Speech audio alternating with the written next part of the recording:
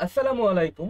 আজ আমরা এমন দুইটি ঐতিহাসিক মামলার সম্পর্কে জানব যখন আইন না থাকা সত্ত্বেও বিচার বিভাগীয় হস্তক্ষেপের মাধ্যমে যৌন হয়রানির বিরুদ্ধে লড়াইয়ে এক নতুন দিগন্ত উন্মোচন করেছিল। এই দুটি মামলা হচ্ছে বিএনডব্লিউএলএ বনাম বাংলাদেশ এবং বিশাখা বনাম রাজস্থান। তো এই দুটি মামলা একসাথে পড়ার কারণ আপনারা যারা জুডিশিয়ারি ভাইবা দিবেন তখন আপনারা জানতে পারবেন যে আসলে কেস দুইটার ফ্যাক্ট অনেকটাই সিমিলার। যে ধরনের গাইডলাইন আসছিল এটা মূলত আমরা বলতে পারি যে বিএনডব্লিউএলএ কেসটা মূলত বিশাখা যে কেসটা আছে ওইটার একটা ইনফ্লুয়েন্স। তো এই মামলাগুলো দেখিয়েছিল যে আইনসভা যখন তাদের দায়িত্ব পালনে ব্যর্থ হয় তখন কিভাবে আদালত সাংবিধানিক অধিকার রক্ষা করতে এগিয়ে আসতে পারে। তো এই মামলাটা শুরু আসলে একটা লেজিসলেটিভ গ্যাপ যেটা ছিল আইনি শূন্যতা থেকে। তো একবার ভেবে দেখুন যে কর্মক্ষেত্র, শিক্ষা প্রতিষ্ঠান বা পাবলিক স্পেসে যৌন হয়রানির মতো গুরুতর ঘটনা ঘটছে, অথচ অথচ এর বিরুদ্ধে কোনো নির্দিষ্ট আইন নেই। তো বাংলাদেশ এবং ভারত উভয় দেশে আসলে এমন একটা পরিস্থিতি ছিল যে বিদ্যমান যে আইনগুলো ছিল সেগুলো যৌন হয়রানি প্রতিরোধে যথেষ্ট ছিল না। মানুষের মৌলিক অধিকার রক্ষায় বিচার বিভাগের যে জরুরি হস্তক্ষেপের প্রয়োজন হয় তা কিন্তু আমরা এই কেসগুলোতে দেখব। তো এই যে লেজিসলেটিভ যে ক্রাইসিস, এই লেজিসলেটিভ ক্রাইসিসের ক্ষেত্রে কি লিগ্যাল রেমেডি আসলে কোর্ট প্রোভাইড করে এটা আমরা বর্তমানে বাংলাদেশে দেখব, এরপরে আমরা ইন্ডিয়াতে দেখব। তো বাংলাদেশ যে কেসটা আছে এটা মূলত Bangladesh national women lawyers association যে সংগঠনটি আছে, এই সংগঠনটি মূলত এই যে কেসটি আছে এটা করে। তো তাদের যে যুক্তি ছিল যে কর্মক্ষেত্র, শিক্ষা প্রতিষ্ঠান এবং পাবলিক স্পেসে যৌন হয়রানির বিরুদ্ধে নির্দিষ্ট কোনো আইন নেই। তো আপনারা জানেন বাংলাদেশের পেনাল কোড এছাড়া নারী শিশু নির্যাতন দমন আইনে সেক্সুয়াল হ্যারাসমেন্ট রিলেটেড কিছু প্রভিশন আছে, কিন্তু এটা স্পেসিফিক্যালি এডুকেশনাল ইনস্টিটিউশন এছাড়া ওয়ার্ক প্লেস কিংবা হচ্ছে পাবলিক স্পেসের নিয়ে ডিল করে না। তো এখন এই যে আইনি শূন্যতার কারণে যৌন হয়রানি যেটা আছে এটা কিন্তু বেড়েই চলছিল। তো এটা আলটিমেটলি সরকারের যে সাংবিধানিক দায়িত্ব এটা স্মরণ করিয়ে দেওয়ার জন্যই মূলত এই রিট পিটিশনটি করা হয়েছিল। তো এই মামলাটার বিচার করা হয়েছিল হাইকোর্ট ডিভিশনে এবং পিটিশনারদের যে আর্গুমেন্ট তার ফলে আমরা দেখবো যে 11টি বাধ্যতামূলক নির্দেশনা যেটা আছে এটা জারি করা হয়েছিল। তো আপনারা জানেন আমাদের সংবিধানের আর্টিকেল 111 অনুযায়ী আমাদের কিন্তু সুপ্রিম কোর্টের ডিরেকশন যেটা আছে এটা দেওয়ার কিন্তু ক্ষমতা আছে। এই যে ডিরেকশন গুলা এগুলো কিন্তু লয়ের যে নেচার ওই নেচারে যে প্রেসিডেন্ট ক্রিয়েট করে। তো এই যে কনসেপ্ট এটাকে বলা হয় জুডিশিয়াল ল মেকিং। এখন বাংলাদেশের কোন কোন আর্টিকেল গুলো আসলে এই মামলায় সংবিধানের যে অনুচ্ছেদ গুলো যুক্ত ছিল, একটা হচ্ছে আর্টিকেল 10। তো এখানে আপনারা দেখতে পারতেছেন যে রাষ্ট্র এবং জনজীবনের সব ক্ষেত্রে নারী পুরুষের সমান সুযোগ নিশ্চয় লাভের অধিকার, এটা এখন 10-এ আছে। বর্তমান সংবিধান খুললে আপনি এটা দেখতে পারবেন না। এটা মেন কথা হচ্ছে অ্যামেন্ডমেন্ট করে এটাতে এই ধরনের একটা প্রভিশন অ্যাড করা হয়েছিল, পরে আবার এটাকে অ্যামেন্ডমেন্ট করে আমরা দেখবো পঞ্চদশ সংশোধনীর মাধ্যমে পরে চেঞ্জ করা হয়। কিন্তু এটার একটা পরিপূরক আর্টিকেল হচ্ছে 19-এর যে 2 দফা, এটা যে এটাও কিন্তু যে দেশের সকল নাগরিক আছে তাদের জন্য সমান সুযোগের নিশ্চয়তা দেয়, বিশেষ করে উইমেন যারা আছে তাদের কিন্তু এম্পাওয়ারমেন্টের কথা অনুচ্ছেদ 19-এ বলা আছে। এছাড়া আর্টিকেল 28 যেটা আছে যে লিঙ্গের কিংবা হচ্ছে জন্মস্থানের ভিত্তিতে কোনো ধরনের বৈষম্যকে নিষিদ্ধ করে। আর্টিকেল 29 যেটা আছে যে সরকারি কর্মসংস্থানের ক্ষেত্রে সবার জন্য সমান সুযোগের যে নিশ্চয়তা এটা দেয়। আর আর্টিকেল 111 যেটা হচ্ছে হাইকোর্ট ডিভিশনকে এই যে ডিরেকশন যেটা আছে বাইন্ডিং ডিরেকশন এবং অর্ডার দেওয়ার ক্ষমতা প্রদান করে। তো কোর্টের রেসপন্সের আগে আমরা যদি দুইটা পক্ষের আর্গুমেন্ট শুনে নিই। পিটিশনারের কেস ছিল এটাই যে নারীরা সব সেক্টরে ব্যাপক যৌন হয়রানির শিকার হচ্ছেন এবং সহিংসতা প্রতিরোধের জন্য বিশেষ কোনো আইন নেই। অন্যদিকে গভর্নমেন্টের ডিফেন্স ছিল যে বিদ্যমান যে ফৌজদারি আইন আছে এটাই যথেষ্ট, নতুন কোনো আইনের কোনো প্রয়োজন হবে না, আমরা এক্সিস্টিং ফ্রেমওয়ার্কের মাধ্যমেই যে রেমেডি এটা আসলে দিতে পারি। তো এখানে court ultimately sided with the petitioners recognizing that existing laws are inadequate। যে বর্তমান যে আসলে লিগ্যাল ফ্রেমওয়ার্কটা আছে এটা আসলে ব্যাপক যৌন হয়রানির মোকাবেলায় যথেষ্ট নয় এবং নারীদের যে সাংবিধানিক অধিকার আছে এটা ক্ষুণ্ণ হচ্ছে। এখন নারীদের কেন সাংবিধানিক অধিকার ক্ষুণ্ণ হচ্ছে? কারণ এটা মেইনলি রাইট টু ইকুয়ালিটি যেটা আছে এটা ভায়োলেট হচ্ছে। কারণ আপনি যদি তাকে ওয়ার্ক প্লেসে তাকে যদি ইকুয়াল হ্যারাসমেন্ট মুক্ত কোনো পরিবেশ না দিতে পারেন সে তো সমান সুযোগ পাচ্ছে না কিংবা ইকুয়াল প্রোটেকশন অফ ল সে পাচ্ছে না। এই জন্য কোর্ট শেষ পর্যন্ত বললো উইমেনদের যে রাইট টু ইকুয়ালিটি আছে এটা ভায়োলেট হচ্ছে। এর জন্য কোর্ট যেটা করলো, কোর্ট 11টা ডিরেকশন দিল। তো প্রথমেই কোর্ট যেটা করেছে সেক্সুয়াল হ্যারাসমেন্ট যেটা আছে এটাকে একটা খুব ব্রডলি ডিফাইন করেছে। একটা হচ্ছে ফিজিক্যাল হ্যারাসমেন্টের কথা বলেছে যে শারীরিকভাবে যদি কাউকে হয়রানি করা হয়, যে কোনো ধরনের শারীরিক স্পর্শ কিংবা হচ্ছে ক্ষমতা বা কর্তৃত্বের অপব্যবহার। অন্যদিকে মৌখিকভাবে ভার্বাল হ্যারাসমেন্ট যদি কাউকে করা হয়, যে যৌন ইঙ্গিতপূর্ণ কোনো মন্তব্য করলে কিংবা যৌন সুবিধা চাওয়া, আপত্তিকর কৌতুক বা মন্তব্য করা।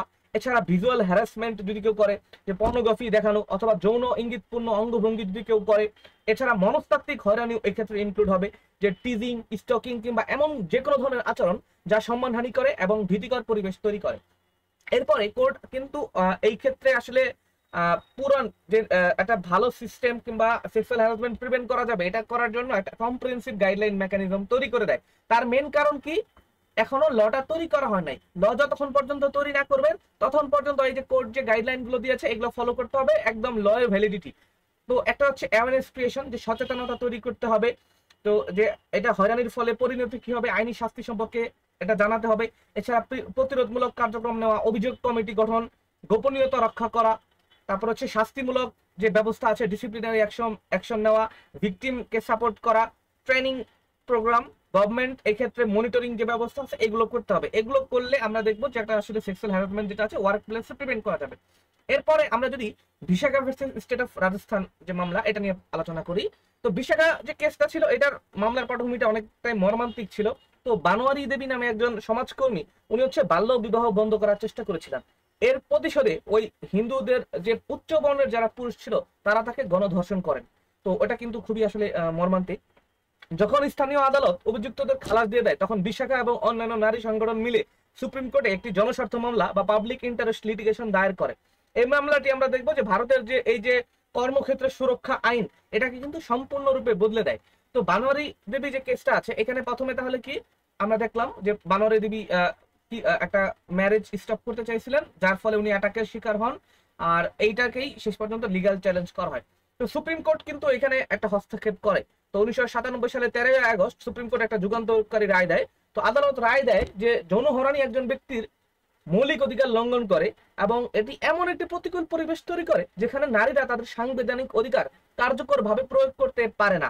তো এটা হচ্ছে মূলত সংবিধানের কয়েকটি অনুচ্ছেদকে ভঙ্গ করে। তার মধ্যে একটা হচ্ছে রাইট টু ইকুয়ালিটি, তারপরে প্রহিবিশন অফ ডিসক্রিমিনেশন যেটা আছে বৈষম্য নিষিদ্ধকরণের যে গ্যারান্টিটা, রাইট টু প্র্যাকটিস আর প্রফেশন। তো আপনারা যারা জানেন যে আমাদের এখানে রাইট টু প্র্যাকটিস প্রফেশন যেটা আছে এটা সংবিধানের কোন অনুচ্ছেদে আছে আপনারা কমেন্ট সেকশনে জানাতে পারেন। এরপর আছে right to life with dignity.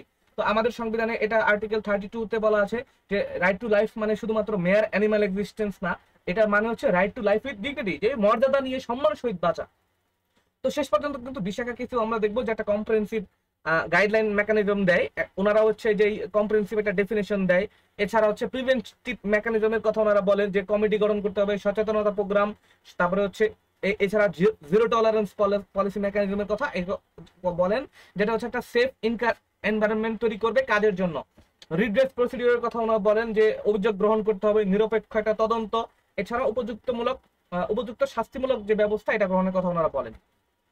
এরপরে এখানে আপনারা হোসেন মোহাম্মদ এরশাদের ছবি দেখতেছেন। তো হোসেন মোহাম্মদ এরশাদ যে কেসটা আছে এখানে জাস্টিস বিমলেন্দু বিকাশ রয় একটি সুন্দর অবজারভেশন দিয়েছিলেন, যেটা এই কেসে আমরা দেখবো দুইটা কেস, বিশেষ করে বাংলাদেশের বিএনডব্লিউএল যে কেস আছে এখানে অ্যাপ্লাই করা হয়।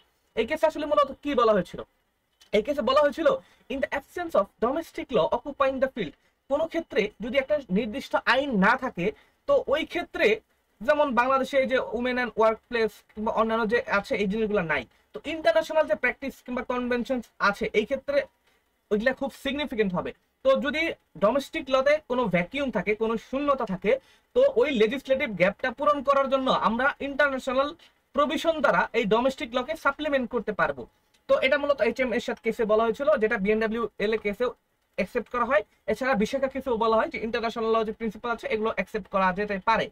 তো এই যে এই কেসটা কিন্তু জুডিশিয়াল অ্যাক্টিভিজম যখন পড়বেন ওই অ্যাসপেক্টও ইম্পর্টেন্ট। জুডিশিয়াল অ্যাক্টিভিজম মানে কি, যে কোর্ট একদম যে প্রচলিত যে ধারণা একদম খুব নিউট্রাল একটা স্টেজে নাই, সে জাস্টিস করতেছে কিন্তু সে এই ক্ষেত্রে প্রোঅ্যাক্টিভ একটা রোল প্লে করতেছে। প্রোঅ্যাক্টিভ ল কি, সাধারণত জুডিশিয়ারির কাজ হচ্ছে কোনো ব্যাখ্যা করা, আইনি ব্যাখ্যা করা, কিন্তু আমরা যদি দেখি যে এই ক্ষেত্রে কোর্ট একদম ডিরেকশন যেগুলো তৈরি করে দিয়েছে এগুলো একদম লয়ের নেচারেই একদম ডিরেকশন দিয়ে দিছে।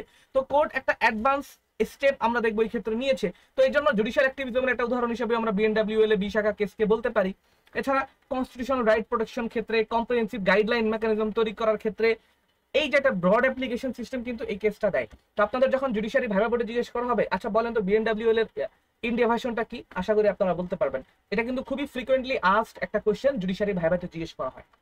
এরপরে ইমপ্লিমেন্টেশন চ্যালেঞ্জ, আমরা আসলে বিভিন্ন কারণে দেখবো যে ইমপ্লিমেন্টেশন করতে পারি নাই। তার মধ্যে একটা হচ্ছে আমরা অ্যাওয়ারনেস গ্যাপ আছে, রিসোর্স কনস্ট্রেন্ট, এটা আসলে এতটাও না, সরকারের সদিচ্ছা চাইলেই আসলে এটাকে প্রিভেন্ট করা যায়। কালচারাল রেজিস্ট্যান্স যেটা আছে, আসলে কালচারাল অ্যাটিটিউড, আমাদের যারা মা ও বোন আছে তাদের প্রতি অনেকটাই আমাদের দেখবো এখনো ট্রেডিশনাল ওয়েতে আছে, যেটা অবমাননাকর। তো আমাদের নিজেদেরও যে দৃষ্টিভঙ্গি এটা বদলাইতে হবে। এছাড়া মনিটরিং যে সিস্টেম এটা ইমপ্রুভ করতে হবে, যেটা আমাদের যে বর্তমান সেক্সুয়াল হ্যারাসমেন্ট যে সিস্টেমটা আছে সেটাকে ইমপ্রুভ করবে। তো লং টার্ম লেজিসলেটিভ ইম্প্যাক্ট হিসেবে যদি করি, বাংলাদেশ কিন্তু এখান থেকে আসলে এখনো ইমপ্লিমেন্ট করে নাই। বাংলাদেশ যদিও লত আছে, নারী শিশু আইন উন্নয়ন আইন, কিন্তু বাংলাদেশ এখনো একদম ওয়ার্ক প্লেস সেক্সুয়াল হ্যারাসমেন্ট রেগুলেশনের জন্য কোনো আইন তৈরি করে নাই, এটা খুবই দুঃখজনক। অন্যদিকে তো যতক্ষণ পর্যন্ত না করতেছে, আমরা যে বিএনডব্লিউ এল কেসের গাইডলাইন গুলো ফলো করবো। অন্যদিকে ইন্ডিয়া কিন্তু এই জাজমেন্টের পরে আমরা দেখবো যে অনেক পরে এসে যদিও যে sexual harassment of women at work place prevention prohibition and redressal act যেটা আছে 2013 সালে, তারা কিন্তু এইরকম একটা আইন তৈরি করেছে, হুইচ ইজ গুড, একটা রবাস্ট মেকানিজম এটা প্রোভাইড করে। তো জুডিশিয়াল ল মেকিং প্রিন্সিপালস এর কথা কেন বলতেছি, কারণ জুডিশিয়াল যে কনস্টিটিউশনাল ডিউটি আছে, যে কোর্ট বললো যে যদি লেজিসলেটরদের তার দায়িত্ব আছে আইন তৈরি করার প্রম্পটলি, যে দ্রুততার সাথে সে যদি আইন পাস না করে, তো কোর্টের দায়িত্ব হচ্ছে ওই গ্যাপটা ফুলফিল করা। ইন্টারিম মেজার হিসাবে কোর্ট একটা গাইডলাইন দিয়ে দিল যে যতক্ষণ পর্যন্ত আপনি ল না বানাচ্ছেন আপনি এই গাইডলাইন গুলো ফলো করবেন। রাইটস প্রোটেকশন কথা হচ্ছে যে constitutional rights can not await legislative convenience, যে আপনার সুবিধা হবে তখন আপনি আইন বানাবেন, ওই ফান্ডামেন্টাল রাইট বলবৎ করা ওই অতদিন পর্যন্ত ওয়েট করবে না। এর জন্য কোর্ট একটা প্রোঅ্যাক্টিভ ইনস্ট্যান্স নেবে। আর এই ক্ষেত্রে কোর্ট যেটা করতে পারে, ইন্টারন্যাশনাল স্ট্যান্ডার্ড যেটা আছে, বিশেষ করে ইন্টারন্যাশনাল হিউম্যান রাইট নর্মস যেগুলো আছে, এগুলো চাইলেই ডোমেস্টিক লতে ইনকর্পোরেট করতে পারে যদি আপনার ডোমেস্টিক লতে কোনো শূন্যতা থাকে। এরপরে আমরা তাহলে কি প্রিন্সিপালস গুলো শেষ পর্যন্ত এটাই পাইলাম যে আসলে এটা আমাদের সামগ্রিক একটা দায়িত্ব, যে নো মিনস নো। আমরা সেক্সুয়াল হ্যারাসমেন্ট প্রিভেনশনের ক্ষেত্রে বিশেষ করে আমরা যারা আইনের ছাত্র আছি তাদের এটা আরো বেশি দায়িত্ব, যে অ্যাওয়ারনেস যে প্রোগ্রামগুলো আছে এইগুলো আমরা ছড়ানোর চেষ্টা করব, তো সচেতনতা সৃষ্টি করব। এছাড়া সাংস্কৃতিক ভাবে প্রতিরোধ করার দায়িত্বটা কিন্তু আমাদেরই। তো সাংবিধানিক যে ভিত্তির গুলো উপর এটা তৈরি করেছে, যার ফলে আমরা দেখবো যে এখানে কিন্তু জুডিশিয়ারি একটা ক্যাটালিস্ট হিসেবে অনেকটা রোল প্লে করেছে, যে যতক্ষণ পর্যন্ত লেজিসলেচার তার গ্যাপটা পূরণ না করবে, একটা পার্মানেন্ট সলিউশন না আনবে, জুডিশিয়ারি এই ক্ষেত্রে ইনোভেশন ওয়াইজ একটা ইন্টারভেনশন যেটা আছে সে কিন্তু করতে পারে। ধন্যবাদ, আসসালামু আলাইকুম।